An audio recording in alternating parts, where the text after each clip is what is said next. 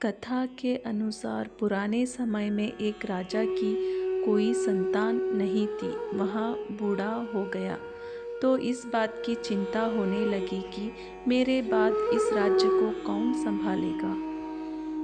राजा ने अपने गुरु से पूछा, इस समस्या का हल क्या है। गुरु ने कहा कि राजन, अपनी प्रजा में से किसी योग्य व्यक्ति को उत्तराधिकारी बना देना चाहिए। ये बात राजा को समझ आ गई।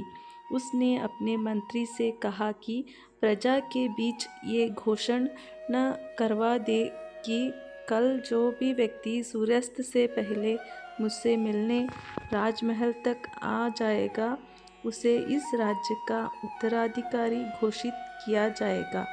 ये बात सुनकर मंत्री ने कहा कि महाराजा, ये तो बहुत ही आसान है। पूरी प्रजा ही राजा बनने के लिए यहाँ पहुँच जाएगी। राजा ने कहा कि ऐसा नहीं होगा, मुझ तक सिर्फ योग्य व्यक्ति ही पहुँचेगा। आप घोषणा करवा दीजिए। मंत्री ने राजा की आज्ञा का पालन किया और प्रजा तक संदेश पहुँचा दिया।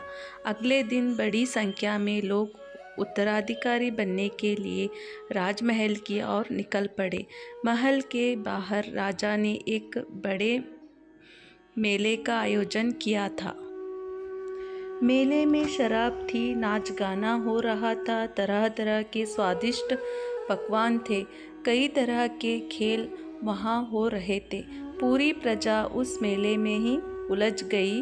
अपनी अपनी पसंद के हिसाब से लोग मज़ा लेने लगे। सभी ये बात भूल गए कि उन्हें राजा में से मिलने जाना है।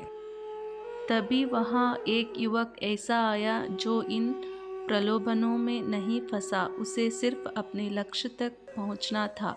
वहाँ सीधे राजमहल की ओर चल दिया।